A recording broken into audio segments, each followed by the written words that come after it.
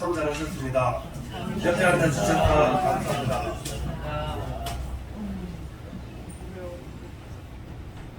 결혼식에 가보셨고 여기 계시는 우리 아이들 빼고는 대부분 결혼식을 해보셨죠. 결혼식은 서로에게 아주 중요한 날입니다. 그래서 결혼 기념일을 생일보다 더 중요하게 생각하는 부부도 있습니다. 결혼식을 통해서 부부가 되었음을 모두에게 선언하기도 하지만 결혼식을 통해서 부부가 서로에게 서약을 하는 날이기도 합니다. 결혼식에 신랑과 신부가 혼인 서약을 하는 것이죠. 오늘 이 자리에 계신 우리 모두가 다 결혼을 하셨거나 또 결혼식을 올려본 경험들이 다 있어서 지금 부부로 살아가시고 계시죠. 물론 먼저 남편이나 아내가 사별하는 경우도 있지만 우리 여기 계신 분, 우리 학생들 빼고는 다 결혼의 경험 있는 사람들입니다. 이 성경에 보면 하나님께서 하나님과 이스라엘 백성들을 부부관계로 표현해서 이야기할 때가 많이 나옵니다. 그래서 이스라엘 백성들이 우상을 숭배하고 하나님 곁을 떠나면 그것을 간음이라고 그렇게 성경은 말씀하고 있습니다. 우리가 예수님을 믿고 세례를 받은 것을 예수님과 결혼했다고 이렇게 말하기도 합니다. 예수님을 신랑으로 우리는 신부로 이렇게 표현하는 것이죠. 예수님을 믿고 살아가는 것은 부부가 연합해서 가정을 이루고 살아가듯이 바로 하나님과 연합해서 우리가 교회 공동체를 이루고 살아가는 것입니다. 남녀의 결혼이든 우리가 영적으로 결혼이든 모두가 우리에게 중요합니다. 오늘 본문은 삼손의 결혼식이 진행되고 있음을 말해주고 있습니다. 비록 이방인과의 결혼이지만 삼손 인생에서 첫 결혼이 우리가 생각하면 이 결혼식이 얼마나 축복된 자리여야 하는지를 생각할 수 있죠. 그럼에도 불구하고 오늘 본문에 보면 삼손의 결혼식이 그렇게 축복된 결혼식이 아님을 확인할 수 있습니다. 우리가 오늘 말씀을 통해서 하나님과 영적으로 결혼식을 올린 우리의 모습이 삼손과 똑같은 삶을 살고 있지는 않은지 우리 자신을 돌아볼 수 있기를 바랍니다. 이 삼손은 부모님과 함께 블레셋 딥나로 내려갔습니다. 결혼식의 잔치를 베풀기 위해서 이 신부의 집으로 찾아가는 것이죠. 10절에 보면 이렇게 말씀합니다. 삼손의 아버지가 여자에게로 내려가며 삼손이 거기서 잔치를 베풀었으니 청년들은 이렇게 행하는 풍속이 있음이더라. 블레셋에서 블레셋 여인과 결혼하기 위해서 아버지와 함께 딥나로 내려갔다 이렇게 말하는 거죠. 이스라엘의 결혼식은 보통 신랑이 지참금을 가지고 신부 집에 찾아가서 그 지참금을 주고 신부를 데려오는 것입니다. 그게 이스라엘의 결혼 풍습이죠. 근데 삼손은 이스라엘 나시린이고 사사임에도 불구하고 이스라엘의 풍속대로 결혼을 하는 것이 아니라 블레셋의 풍속대로 지금 결혼식을 하고 있습니다. 왜냐하면 지참금을 주고 신부를 데려오는 것이 아니라 블레셋의 결혼 풍속대로 신부 집에 찾아가서 거기서 7일 동안 잔치를 베풀고 있기 때문이죠. 하나님의 백성으로서 하나님이 원하시는 방법으로 결혼해야 되는데 그 모든 것을 다 포기하고 오로지 블레셋 여인과 결혼하기 위해서 블레셋의 풍속대로 결혼식을 진행하고 있는 것입니다. 그래서 이 딥나에 내려가서 신부 집에서 7일 동안 잔치를 베풀고 있다는 것이죠. 그렇게 잔치를 베푸는 이유는 청년들은 이렇게 행하는 풍속이 있었다 말씀하고 있죠. 이 풍속은 당연히 블레셋이 행하는 풍속대로 행하는 것입니다.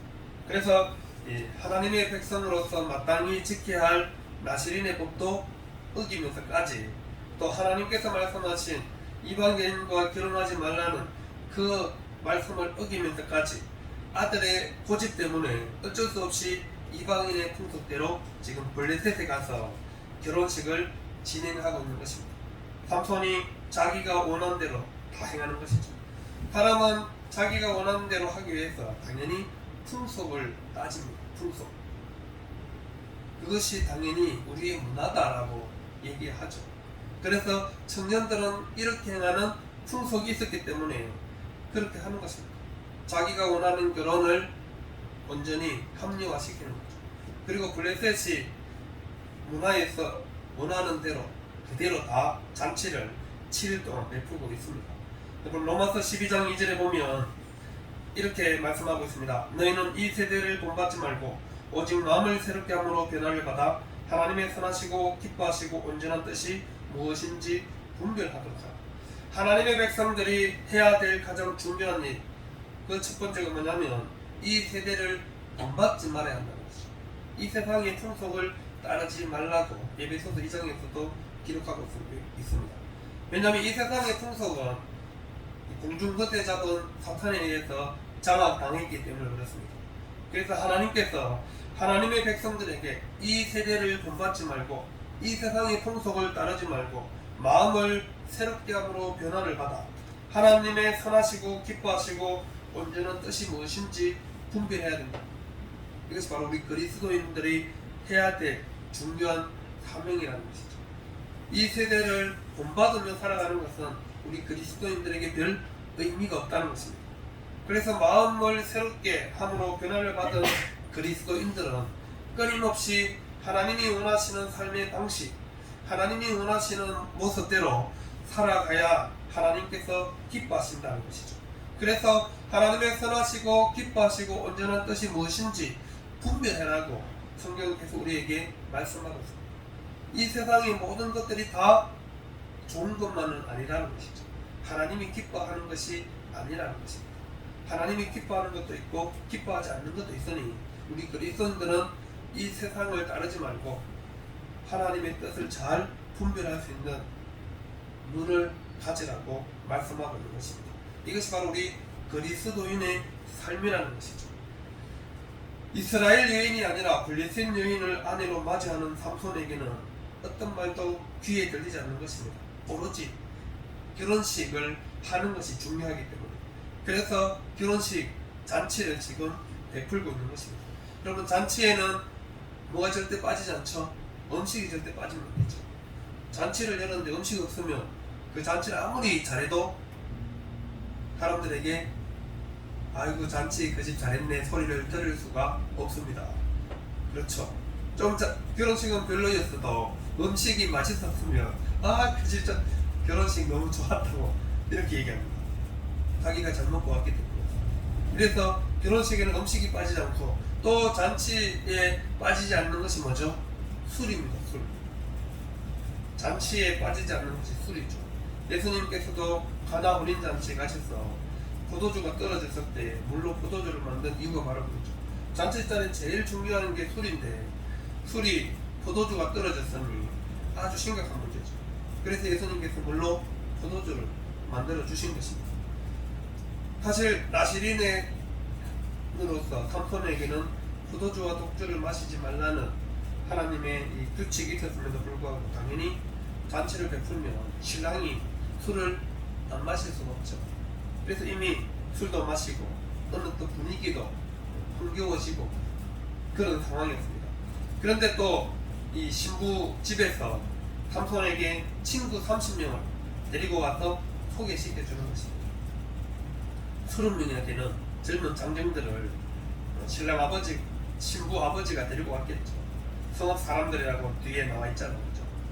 성읍에 있는 이 삼손과 비슷한 장정들을 30명이나 데리고 와서 친구하라고 데리고 왔는데 그 친구들과 이제 흥에 끼워서 있는 상황에서 삼손이 수수께끼를 냅니다. 수수께끼. 여러분 수수께끼 뭔지 알죠? 우리도 수수께끼 놀이 많이 하시잖아요.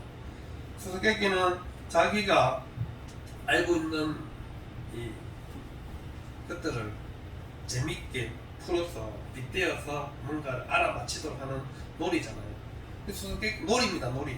이 수수께끼 그냥 단순히 놀이인데 이 놀이에 뭐가 뜯겼어요? 내기가 걸렸습니다. 내기. 보상이 걸렸단 말이죠. 베어 30벌과 그도 30벌. 이 수수께끼 맞추면 삼손이 내기를 아주 큰 여러분 당시 겉옷은 한 벌만 있으면 평생 그 옷 입고 살았습니다. 그래서 겉옷은 구약 성경에 보면 전당도 잡을 수 있었습니다. 가난한 사람들이 돈이 없어서 돈을 빌릴 때 겉옷을 담보로 돈을 빌리기도 했다는 말이에요. 그래서 구약성에 보면 해가 지기 전에 반드시 겉옷을 돌려주라 그랬어요.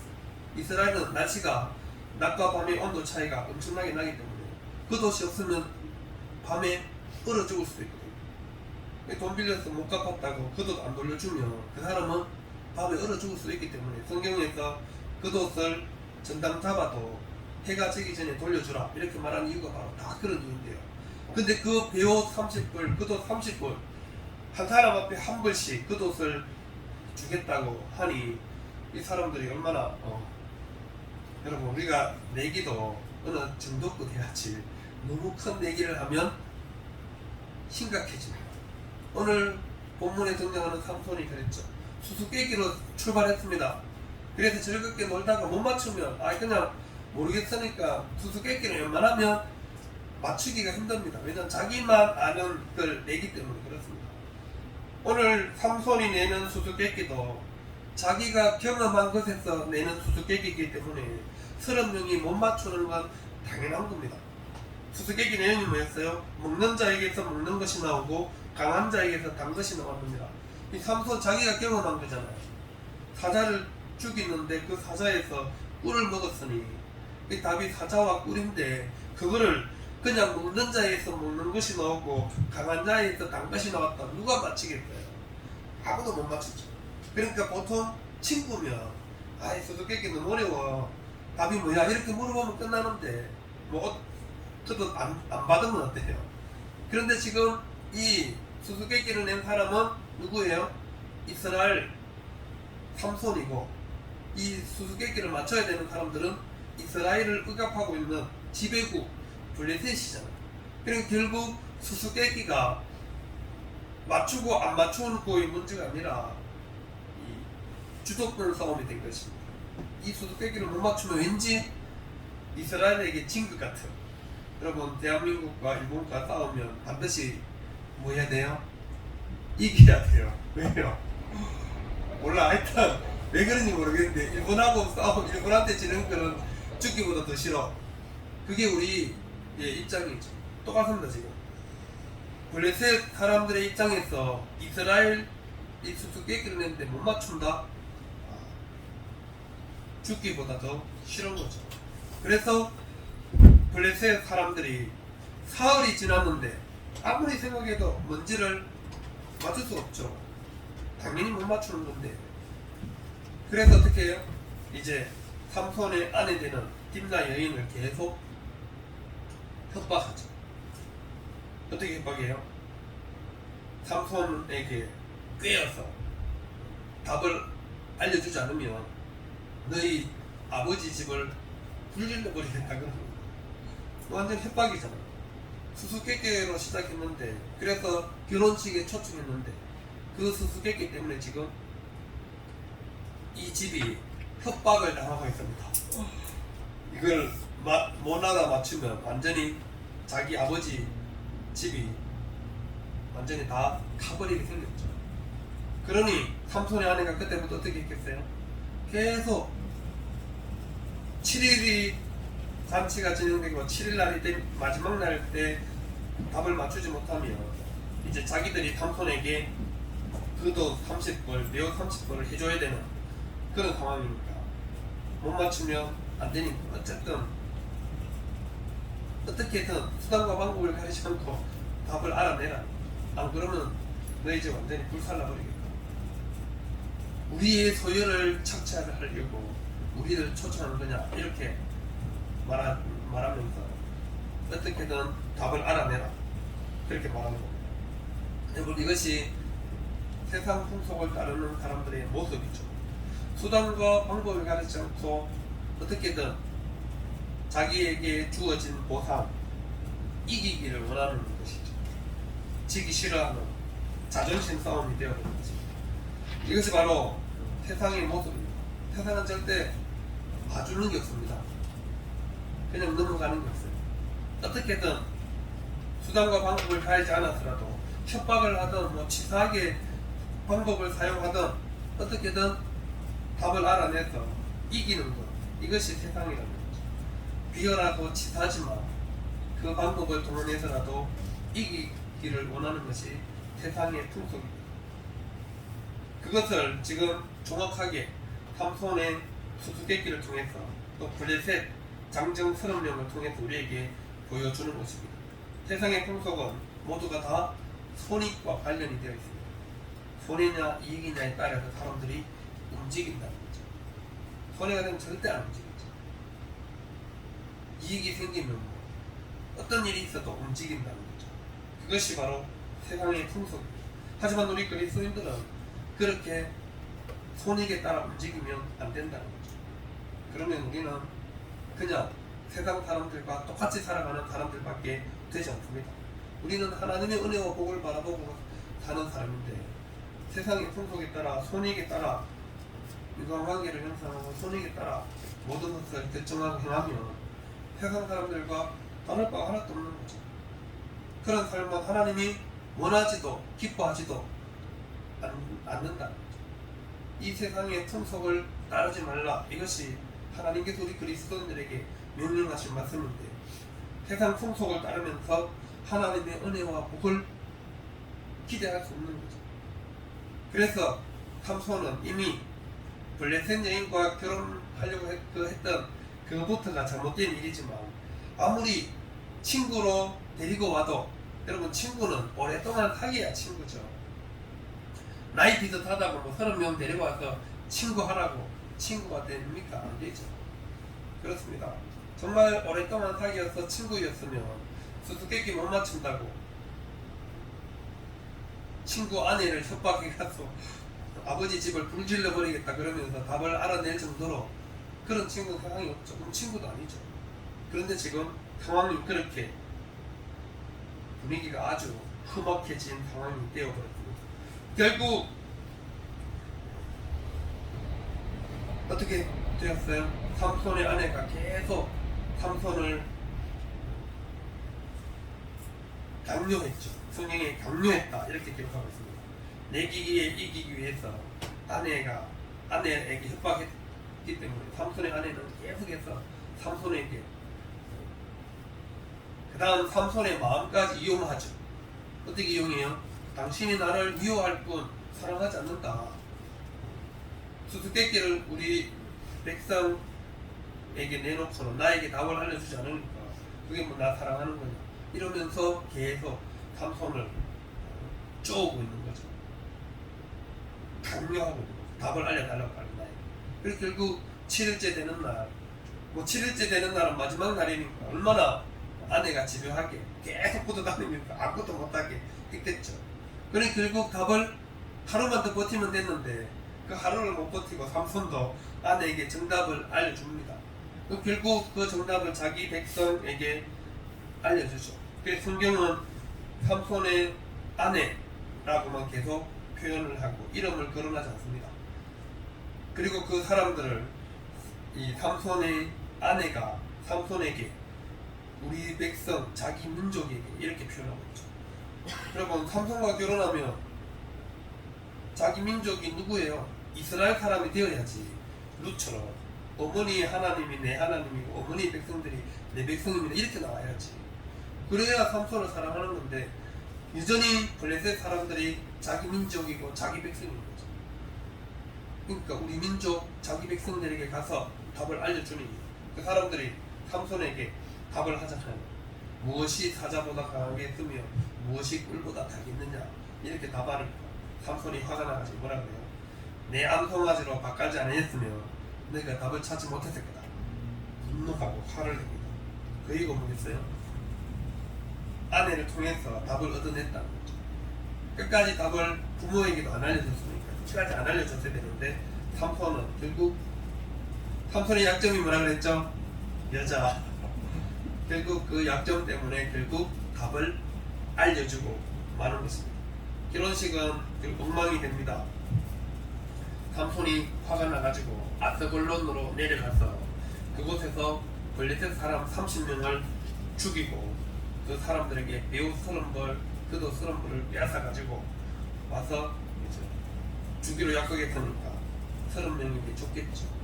그리고 다시 자기는 집으로 올라가고 맙니다. 여러분 하나님께서는 이방 여인과 결혼하지 말라는 말씀을 하셨음에도 불구하고 나시린이자 사사인 삼손이 그것을 어겼죠. 그래서 블레셋 여인과 결혼하려고 했지만 하나님은 그 삼손의 결혼식을 통하여서 블레셋 사람을 원수가 되도록 만들었습니다. 블레셋 사람과 잘 지내려고 했는데 오히려 수수께끼 때문에 결국 결과적으로 블레셋 사람 30명을 어처구니 없이 죽이게 되는 이런 결과를 만들게 된 거죠. 삼손은 자신이 원하는 대로 행동했지만 하나님은 그 삼손의 감정과 행동을 통해서 블레셋을 치셨고 결국 이스라엘을 구원하기 위한 하나님의 계획을 이루어 가셨습니다. 삼손은 이스라엘의 사사로서 책임감을 가지고 블레셋 사람들과 싸운 것이 아니었습니다. 오로지 아내와 친구들에 대한 분노를 품고 약속한 그 비용을 지불하기 위해서 블레셋 사람들을 죽인 거죠. 이 어리석고 미숙한 삼손의 행동을 하나님은 그와 함께 하셨습니다. 그래서 19절에 보시면 여호와 영이 삼손에게 갑자기 임하심에 삼손이 아스글론에 내려가서 그곳 사람 30명을 쳐 죽이고 노력하여 수수께끼 푼 자들에게 옷을 주고 심히 노하여 그의 아버지 집으로 올라갔고, 하나님의 성령이 삼손에게 갑자기 임했다 말씀하고 있죠. 그래서 삼손이 아스글론에 내려가서 블레셋 사람 30명을 쳐 죽이고 거기서 노력하여 와가지고 옷을 주고 심히 노하여 아버지 집으로 올라가 버렸습니다. 이게 바로 삼손의 이 분노와 폭력 여색에 빠진 삼손을 하나님께서는 성령으로 도와주시고 블레셋을 치도록 만든 것이죠. 삼손이 왜 태어났을까요? 왜 삼손이 사사로 세움을 받았을까요? 하나님께서 선택하시고 하나님께서 결정하셨잖아요. 그러니 하나님께서 책임을 지는 겁니다. 자기가 우겨서 결혼식도 행했지만 그 결혼식은 블레셋을 치는 도구로 하나님께서 삼으셨어요. 결국 결혼식 날에 수수께끼 잔치는 온데간데 없고 7일 동안 생각해보세요. 7일 동안 열심히 흥에 깨워서 즐거워야 될 결혼식 날, 아내는 옆에 와서 맨날 울면서 수수께끼 다 알려주세요 그러면 계속 조르고 있고, 친구들은 뭐 얼굴을 우그락우그락 그런 그 잔치 자리가 어떤 자리가 되겠어요? 상상만 해도 별로 분위기가 험악했겠죠. 아내 계속 조르죠. 아내 뒤타고 계속 조르죠. 울면서 그것도 자기 사랑 안 한다 그러고 있죠. 결혼식 날 사랑 안 한다 그러고 미워한다 그러면 그 결혼식 어떻게 되겠어요? 신랑과 신부가 제일 행복해야 될 결혼식이 지금 제일 불행하게 지금 보내고 있는 것이죠. 이것이 바로 자신이 선택한 일에 대한 결과입니다. 하나님께서 우리 하나님의 사람들에게 이 세상에서 하나님이 원하시는 삶의 방식대로 살기를 원하셨습니다. 그렇게 살지 않더라도 하나님은 하나님이 선택한 사람들을 위해서 반드시 하나님의 놀라운 능력을 나타내 보여주십니다. 그것이 삼손을 통해서 우리에게 분명히 보여주고 있는 것이죠. 아스글론으로 내려가게 한 원인이 뭐였죠? 성령이 갑자기 강하게 임하여서 그가 아스글론으로 내려갔습니다. 아스글론은 블레셋의 5도시 가운데 하나이고 무역을 하는 도시라 부자 동네였습니다. 그러니 당연히 아스글론에 내려가서 노력해야 배우 30벌, 그도 30벌을 얻을 수 있거든요. 잘 사는 동네 가서 노력해야 얻죠. 못 사는 동네 가면 어떻게 했겠어요? 그래서 삼손이 결국 아스글론으로 내려가서 30명을 죽이고 자기가 내기 걸었던 그것을 마련해서 결국 30명에게 주게 되고 자기는 화가 나가지고 견딜 수 없죠. 그러니까 아버지 집으로 올라와 버렸는데, 문제는 아버지 집으로 올라왔는데 그 블레셋 여인을 또 자기 친정 아버지는 30명 가운데 한 명이겠죠. 친구에게 주었다 이렇게 말하고 있죠. 20절. 결혼식을 올렸는데 신랑이 어디 갔다고 자기 결혼식 한 자기 딸을 다른 친구에게 주면 돼요, 안 돼요? 안 되죠, 당연히.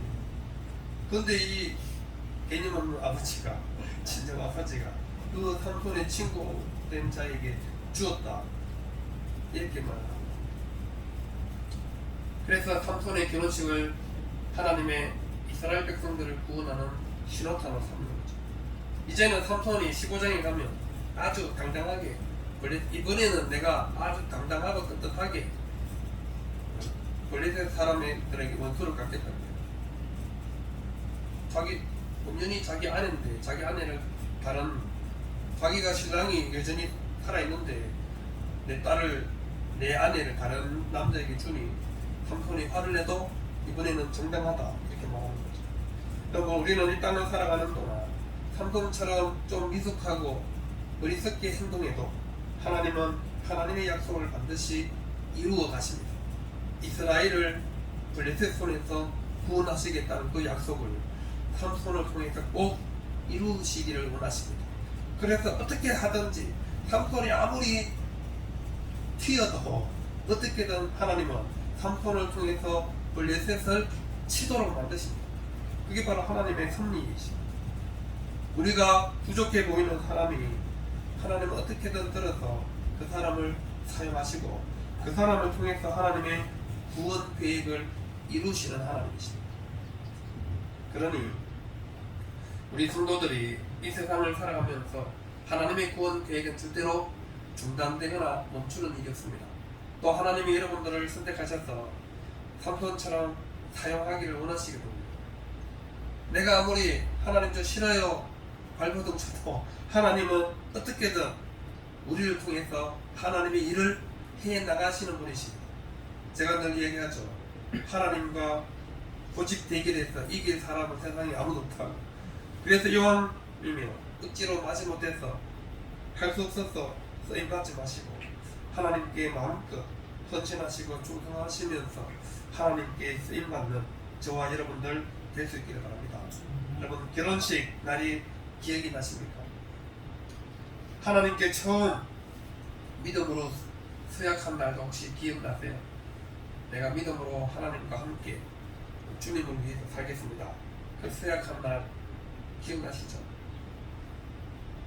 우리가 하나님과 연합해 거룩한 삶을 살아가기를 원하시는 그 하나님 앞에 그 처음 서약을 떠올리면서 오늘도 믿음으로 승리하시는 저와 우리 모든 성도님들 다 될 수 있기를 바랍니다.